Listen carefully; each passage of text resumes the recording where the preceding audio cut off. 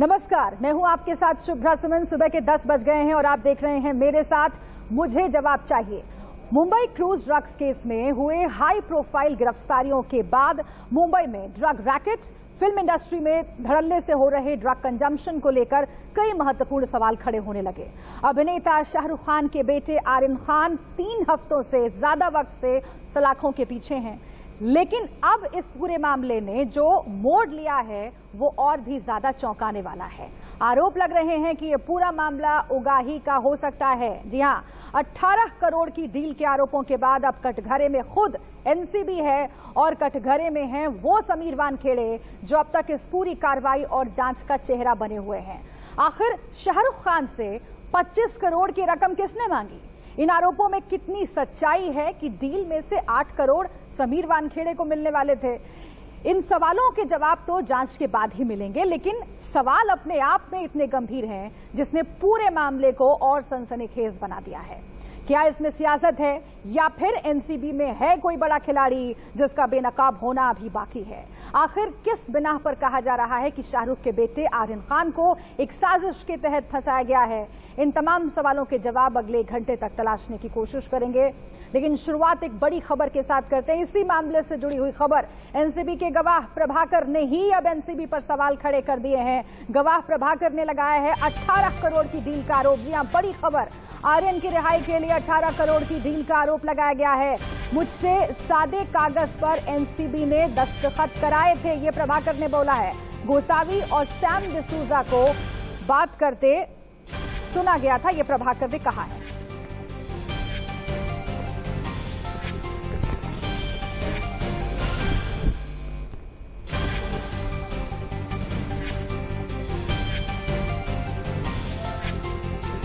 आर्यन खानसह त्या गाडीत बसल्याने एनसीबीचे अधिकारी होते, ते दोघं त्यांना एनसीबीच्या ऑफिसला घेऊन गेले।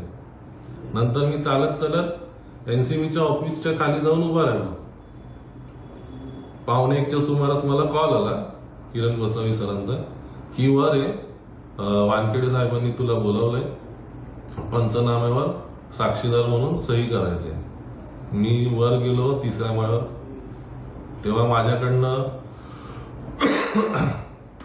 एनसीबीचे एक अधिकारी होते, ते मला बोलले तुला इथे सही करायची। तेवढ्यात वानखेडे साहेब आले आणि मला त्यांनी सांगितलं याच्या सह्या घे पटापट। तर मी म्हटलं त्यांना अधिकाऱ्यांना म्हटलं सर हे ब्लँक पेपर आहेत। नाही तू सह्या कर।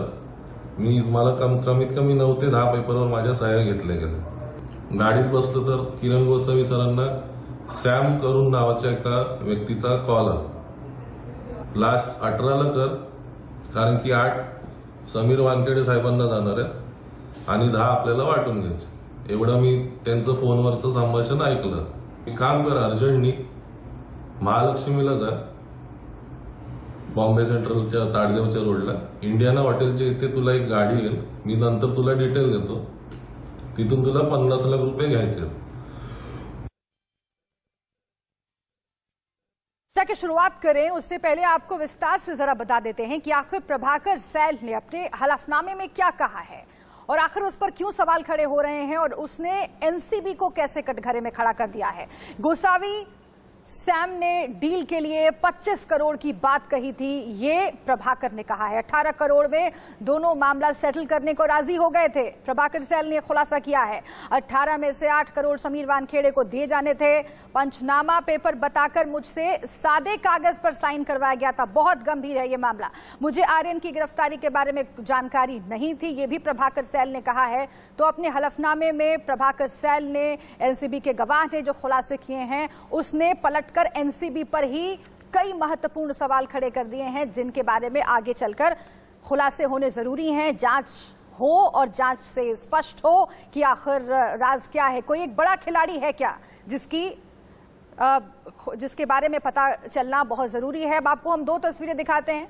एक तस्वीर वो जिसमें केपी गोसावी आर्यन के साथ बैठा हुआ है और मोबाइल में कुछ रिकॉर्ड कर रहा है, उसके साथ बगल में होटल कारोबारी कुणाल जानी भी नजर आ रहा है। वहीं दूसरी तस्वीर तब की है जब गोसावी ने आर्यन की गिरफ्तारी के वक्त सेल्फी ली थी। अब सवाल यह है कि आखिर ये गोसावी कौन है और समीर वानखेड़े को इस पर भरोसा क्यों है।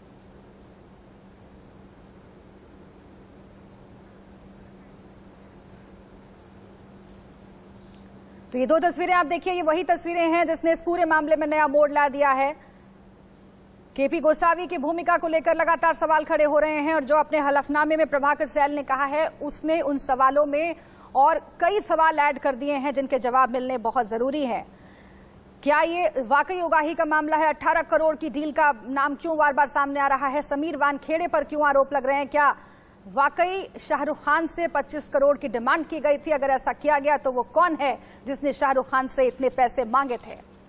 और इन सब के बीच एक और बड़ी खबर आपको बताते हैं, फिर करेंगे चर्चा की शुरुआत। प्रभाकर सैल के आरोपों को एनसीबी ने खारिज किया है। एनसीबी के डीडीजी ज्ञानेश्वर सिंह मामले की जांच करेंगे। जी हां, जांच होगी पूरे मामले की। वानखेड़े समेत कई अधिकारियों के बयान दर्ज करेंगे डीडीजी।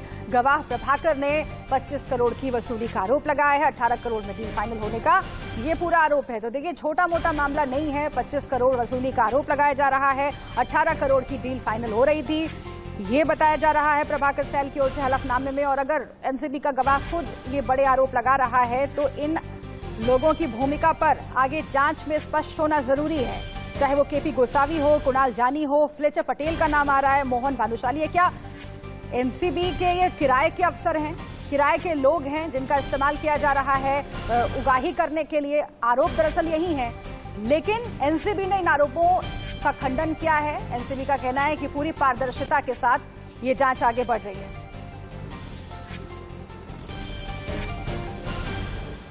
और इन सब के बीच बीजेपी का नए खुलासे पर क्या कहना है वो भी आपको सुनवाते हैं। ये कहना चाहते हैं कि शाहरुख खान उसका पुत्र आर्यन ने ड्रग्स का सेवन किया है, वो ऐसा कहना चाहते हैं? तो फिर वो अपने नेता से पूछे, क्योंकि शरद पवार तो कह रहे हैं कि उसने हल्का गांजा लिया था और नवाब मलिक कह रहे हैं हर्बल गांजा लिया था और ये कह रहे कि नहीं उसने लिया तो ड्रग्स है। तो पहले वो स्पष्टता करते हैं। के बाद जो प्रभाकर की बातें सामने आ रही है, वे 22 दिन खामोश क्यों थे? और इन हालात में जब 48 घंटे पूर्व महाराष्ट्र सरकार का एक मंत्री कहता है कि वे समीर वानखेड़े और उनकी टीम को जेल के सलाखों के पीछे भेजेंगे, उसके बाद जब प्रभाकर की बातें सामने आती है, यदि इन सारे बिंदुओं को जोड़ा जाए तो प्रभाकर की बातें और महाराष्ट्र सरकार का रवैया, क्या इनमें कुछ आपसी साझगांठ है? क्या उस पर इन मंत्रियों की ओर से कोई दबाव बनाया गया है? कुछ खास मेहमान हमारे साथ जुड़े हुए हैं। सबसे पहले आइए मैं उनसे परिचय आपका करवा देती हूँ। राम कदम जी हमारे साथ जुड़ गए हैं, विधायक बीजेपी। ब्रजमोहन श्रीवास्तव हमारे साथ जुड़े हुए हैं इस चर्चा में, प्रवक्ता एनसीपी। इसके साथ ही मानवी तनेजा हमारे साथ जुड़ेंगी, एक्ट्रेस। और मोनिश भल्ला हमारे साथ जुड़ रहे हैं, पूर्व एनसीबी अधिकारी हैं। आप सभी का बहुत बहुत स्वागत है। लेकिन शुरुआत में राम कदम जी आपके साथ करना चाहती हूँ, क्योंकि इस पूरे मामले में जो नया मोड़ आ गया है अब उसके बारे में खुलासा होना, सच सबके सामने आना बहुत जरूरी है। देखिए, एक तरफ है वो मामला जहां पर एक 23 साल का लड़का है और वो सलाखों के पीछे है। एनसीबी ये मान चुकी है कि उसके पास कोई ड्रग्स बरामद नहीं हुआ है, उसके दोस्त के पास से 5 या 6 ग्राम ड्रग्स बरामद हुआ है। दूसरी तरफ ये मामला है जिसमें 18 करोड़, छोटा मोटा मामला नहीं है, 18 करोड़ की डील की बात सामने आ रही है। खुद एनसीबी के गवाह ने यह आरोप लगाया है और उसमें सीधे सीधे नाम आ रहा है एनसीबी के जोनल डायरेक्टर समीर वानखेड़े का। आपको कौन सा मामला ज्यादा गंभीर लगता है? देखिएगा, सारा देश विगत 23 दिनों से इस मामले को बड़े गहराई के साथ देख रहा है। सवाल यह उठता है कि जब ड्रग की बात आती है तो सभी दलों ने एक साथ आकर के ड्रग के विरोध की लड़ाई लड़नी है और ड्रग्स को हमारे देश से पूरी तरह से निस्तानाबूद करना है। यह लड़ाई किसी व्यक्ति विशेष के विरोध में नहीं है, आर्यन या उसके दोस्त या शाहरुख खान, इनके विरोध की लड़ाई नहीं है। ये ड्रग्स के विरोध की लड़ाई, चाहे वो कोई भी ले, नेता ले, अभिनेता ले या कोई अन्य उद्योगपति ले, ड्रग्स है। जो भी लेता होगा हमें उसको रोकना होगा और जो ड्रग पेडलर है उन्हें जेल के सलाखों के पीछे भेजना होगा। मुझे ऐसा लगता है कि इस बात से सारे लोग सहमत होंगे। पर कैसी विडंबना है कि महाराष्ट्र सरकार के तीनों दल उनके सारे बयान निकालिए, मुख्यमंत्री हो, शरद पवार जी हो या जो हर दूसरे दिन पत्रकार वार्ता करने वाले नवाब मलिक जी हो, इनके सारे बयानों को जोड़ने के बाद प्रत्यक्ष अप्रत्यक्ष रूप से यह सामने आता है कि पूरी की पूरी सरकार फौज के साथ, ताकत के साथ ड्रग माफिया के पीछे क्यों खड़ी है, लेकिन पहाड़ की तरह उनका समर्थन क्यों कर रहे हैं। फर्जी है, आर्यन खान को साजिश के तहत फंसाया गया है, ये कहा जा रहा है ना उधर से। केवल मुझे 10 सेकंड दे जी, केवल मुझे 10 सेकंड दे, मेरी बात पूरी कर लूं जी। कि अभी जो प्रभाकर का मामला सामने आया है, उसे सामने किसने लाया, उसको सामने लाने में किसका अदृश्य हाथ था, अचानक 22 दिनों के बाद उसके बोल कैसे बदले, बोल बदलने के लिए क्या उस पर दबाव बनाया, क्या उसको भी वसूली गेट का हिस्सा बनाया। जब तक सीबीआई उसके फोन रिकॉर्ड की जांच नहीं करती है, मैंने ट्वीट किया आज सुबह, जब तक उसके लोकेशंस नहीं देखती कौन से महाराष्ट्र के नेता उसके संपर्क में थे, तब जांच के पश्चात वे सारे अदृश्य हाथ सामने आएंगे और महाराष्ट्र सरकार ये ड्रग माफिया का समर्थन क्यों कर रही है, प्रभाकर के बोल क्यों बदल गए और सच्चाई क्या है, वो लोगों के सामने आएगी। अचानक से 22 दिनों के बाद उसके बोल बहुत गंभीर आरोप आपने लगाया और मुझे लगता है ब्रजमोहन श्रीवास्तव जी आप जवाब देना चाहते ही होंगे। कोई अदृश्य हाथ काम कर रहा है, आखिर प्रभाकर सैल की बोली क्यों बदल गई, क्या वो भी इस साजिश का हिस्सा बना लिया गया, क्या किसी तरह का दबाव उस पर बनाया गया और उसके बाद ही उसने इस तरह के एलिगेशंस लगाए हैं एनसीबी पर? भाई राम करम साहब ने बहुत चिंता के साथ इस मामले को उठाया है, मुझे बहुत अच्छा लगा और ये भी अच्छा लगा कि वो चाहते हैं कि देश में ड्रग का जो कारोबार है वो किसी ढंग से कम हो।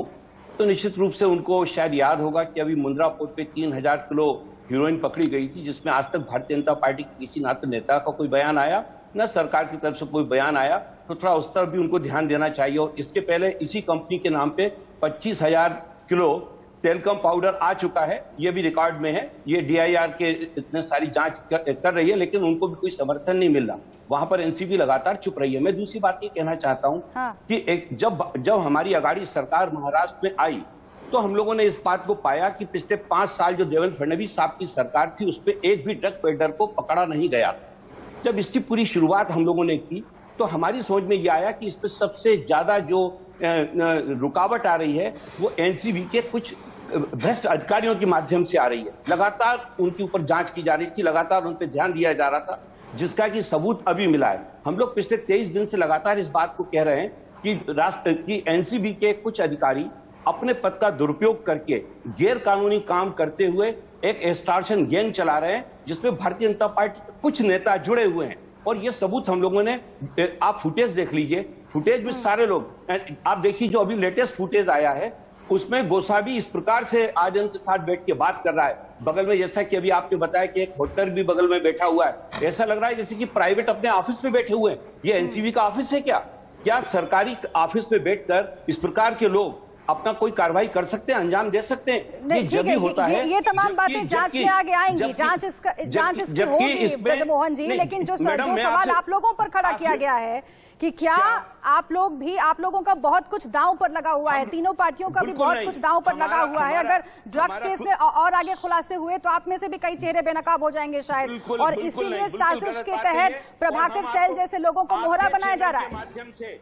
आपके चैनल के माध्यम से मैं भारतीय जनता पार्टी और उसकी पूरी सरकार को यह चैलेंज देता हूं कि वो इस मामले में ये सिद्ध करें कि राष्ट्रवादी की हमारी सरकार ने किसी भी एक ड्रग पेडलर को छोड़ा हो। मैं आपको बता दूं, दत्ता नलवड़े नाम के एक अधिकारी हैं, उन्होंने 150 करोड़ की नशीली पदार्थों को जब्त किया है पिछले 100 दिन में। और वही एनसीबी के अधिकारियों ने क्या किया, 13 ग्राम। तो हमारा तो संघर्ष पूरा चला। ठीक है, मैं जवाब लूंगी राम कदम जी से और मानवी तनेजा के पास भी हम चलेंगे। मोनिश भल्ला भी हमारे साथ जुड़े हैं। आगे बढ़ने से पहले हेडलाइंस देख लेते हैं, हेडलाइंस देख के वापस आते हैं और इस चर्चा को आगे बढ़ाते हैं। प्रस्तुत करता है doctor ortho Ayurvedic oil and capsule, जोड़ों के दर्द की बेजोड़ दवा। सह प्रायोजक हैं पेट सफा आयुर्वेदिक चूर्ण, पेट सफा तो हर रोग दफा। गृहमंत्री अमित शाह के जम्मू कश्मीर दौरे के बीच लगातार 15वें दिन पुंछ में फायरिंग जारी। कल शाह ने LOC की आखिरी चौकी मकवाल में जवानों का बढ़ाया था हौसला। थोड़ी देर में खीर भवानी मंदिर जाएंगे शाह।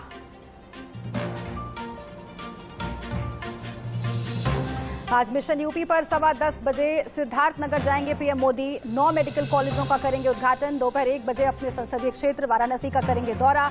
5200 करोड़ की मिलेगी सौगात। दिल्ली के मुख्यमंत्री अरविंद केजरीवाल का आज 2 दिवसीय अयोध्या दौरा। दिवाली से पहले करेंगे रामलला के दर्शन। आम आदमी पार्टी सांसद संजय सिंह ने बीजेपी पर लगाया साजिश करने का आरोप। आर्यन ड्रग्स केस में गवाह प्रभाकर के 25 करोड़ की डील के दावे की जांच कराएगी एनसीबी। समीर वानखेड़े ने आरोपों को किया खारिज। तो आज तीसरी बार आर्यन ड्रग्स चैट मामले में अनन्या से होगी पूछताछ।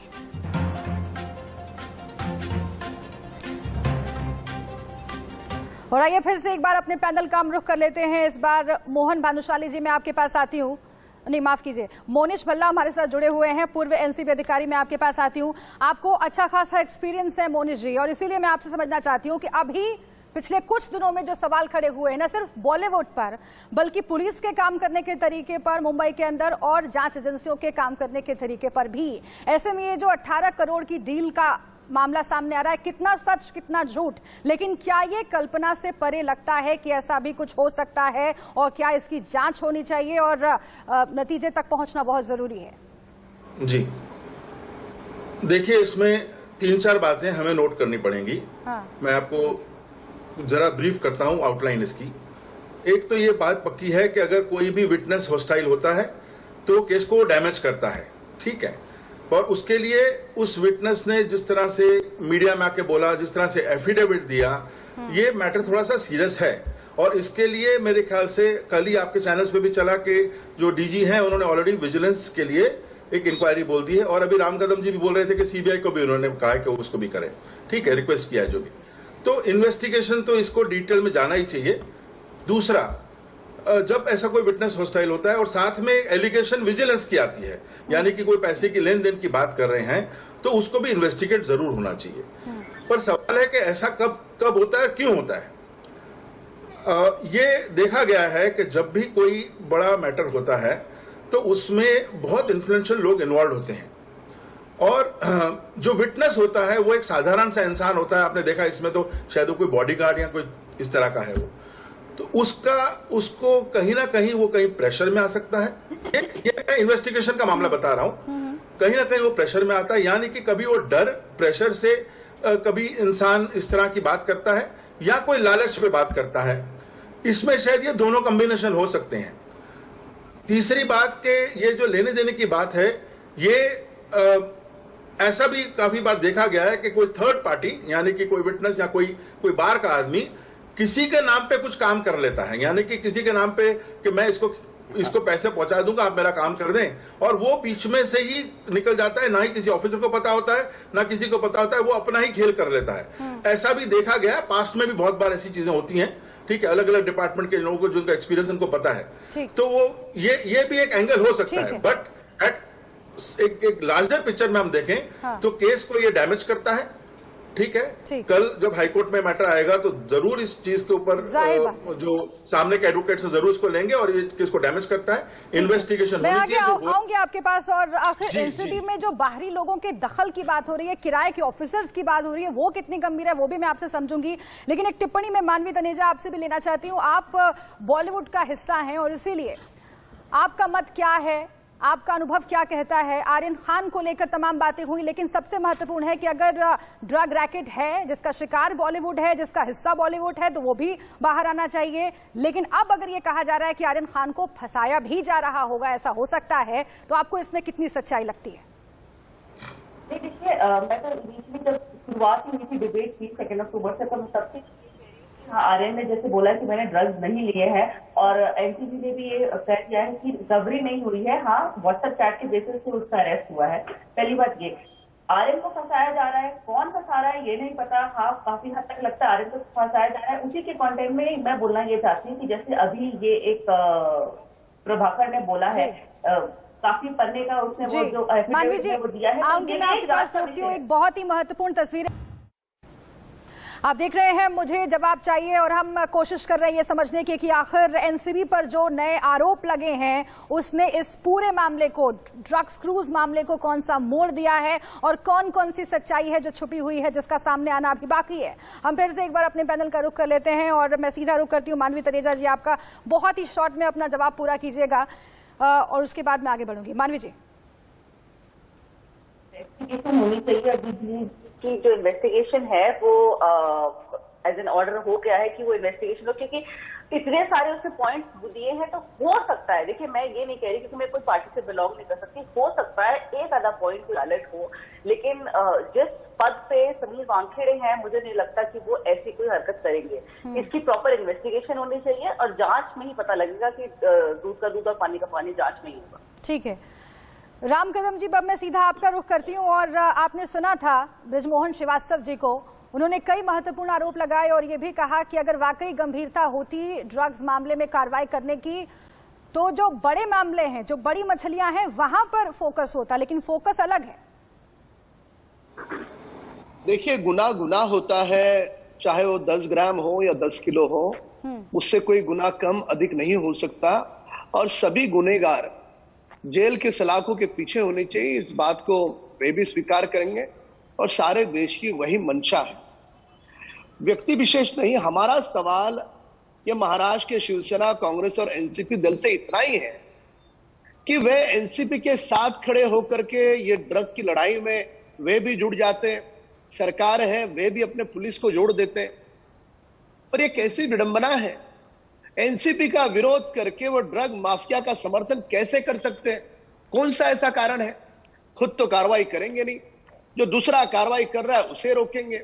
और अभी आप देखिए महाराष्ट्र सरकार के मंत्री का ट्वीट, जैसे पूरे महाराष्ट्र में सब कुछ सारे काम समाप्त हो गए, एक ही काम बचा है महाराष्ट्र की पूरी सरकार को, वो एनसीपी को रोज ट्वीट करके उस पर बयानबाजी दे करके बदनाम करना। शरद पवार जी भी पीछे नहीं हटे, वे भी इस पर बोल चुके हैं, मुख्यमंत्री बोल चुके हैं, इनके मंत्री हर दूसरे दिन बोल रहे हैं। जरूर बोले, पर इस बात पर बोले कि हम सारे लोग मिलकर के इस ड्रग की लड़ाई कैसे जीत सकते हैं, इस बात पर बोले। ठीक है, जवाब दीजिए बृजमोहन जी। आप लोग तो मामले को दबाकर बैठे हुए थे, सरकार, महाराष्ट्र सरकार खुद कार्रवाई कर नहीं रही थी और जब कार्रवाई होने लगी तो तकलीफ होने लग गई। और इसके साथ ही जिस तरीके के आरोप लगाए गए हैं उनसे जांच एजेंसियों का मनोबल गिरता है, ये कह रहे हैं राम कदम जी। मनोबल गिरता है, एक व्यक्ति जिम्मेदारी के पद पर बैठकर भ्रष्टाचार कर रहा है और उससे जो आम आदमी का मनोबल टूटता है उसकी कोई चिंता नहीं है किसी को। इस देश में क्या आम आदमी का कोई महत्व नहीं है? एक आदमी पद पे बैठा हुआ है, वो ऐसे लोगों को देखिए मैडम, इस पे गैंग कैसे चल रही है कि गवाह भी हमारा होगा, छापा भी हम ही डालेंगे और लोग भी हमारे होंगे। अब उसके बाद जब इन्वेस्टिगेशन होगा, कोर्ट में जब मामला जाएगा, यदि वो इंडिपेंडेंट गवाह टूट जाते हैं तो मामला खत्म हो जाएगा, वहीं पे तो लेन देन हो रहा है। ड्रग्स पैडलर्स पर कार्रवाई करने में महाराष्ट्र सरकार की रुचि क्यों नहीं दिखती है? वो पूछ रहे हैं कि आप लोग क्यों मामले दबाकर बैठे रहते हैं? मैं राम कदम साहब से पूछ रहा हूं कि पिछले 130 दिन में जिस अधिकारी ने 150 करोड़ की नशीली पदार्थों को जब्त किया उससे कभी जाकर मिले राम कदम साहब लॉ मेकर है, ये विधायक है, कभी उन्होंने जाकर उससे बात की, कभी उसकी पीठ ठोकी? लेकिन इनको याद आ रहा है समीर वानखेड़े, क्योंकि वो भारतीय जनता पार्टी के एक्सटॉर्शन का हिस्सा है, इसलिए इनको वानखेड़े। राम कदम जी छोटा सा जवाब दीजिए। जानते हैं आप बताइए मैडम, आपका इतना महत्वपूर्ण चैनल है, क्या कभी आप लोगों ने कोशिश नहीं की ये पता लगाने की? जवाब में बस वक्त थोड़ा कम है बृजमोहन जी, बहुत माफी के साथ आपने जो सवाल खड़े किए हैं राम कदम जी से मैं जवाब लेती हूं जल्दी से। राम कदम जी सवाल का पूरी तरह से एक लाइन में जवाब इतना ही है। हाँ। यह विषय समीर वानखेड़े या किसी व्यक्ति विशेष का विषय नहीं है। जो भी अफसर ड्रग के विरोध में लड़ाई में प्रामाणिकता से काम करे उनके साथ सारा देश खड़ा होता है। हमारा तो सवाल इतना ही है कि महाराष्ट्र की सरकार जो ड्रग पे टूट पड़ रहे उन पर आप क्यों टूट पड़ रहे हो? ठीक है, ड्रग दोनों ही मामलों की सच्चाई सामने आना बहुत जरूरी है, क्योंकि आरिफ खान केस में कहा जा रहा है इंटरनेशनल ड्रग पैडलर्स के साथ संबंध है। अगर वाकई ऐसा है तो इसकी तफ्तीश होनी चाहिए और जो दोषी हैं उनको जरूर सजा मिलनी चाहिए। लेकिन जो सवाल एनसीबी पर समीर वानखेड़े पर खड़े हुए हैं वो भी बहुत महत्वपूर्ण है। एक जांच एजेंसी के पूरे काम करने के तरीके पर सवाल है और इसकी भी जांच होकर जो सच्चाई है वो सामने आनी चाहिए। बहुत शुक्रिया आप सभी का हमसे बातचीत करने के लिए, इस चर्चा में शामिल होने के लिए। वक्त मेरे पास इतना ही था। एक छोटे से ब्रेक के लिए हम यहाँ पर रुक रहे हैं, लेकिन तमाम अहम खबरें आगे भी जारी हैं इंडिया न्यूज पर। आप बने रहिए।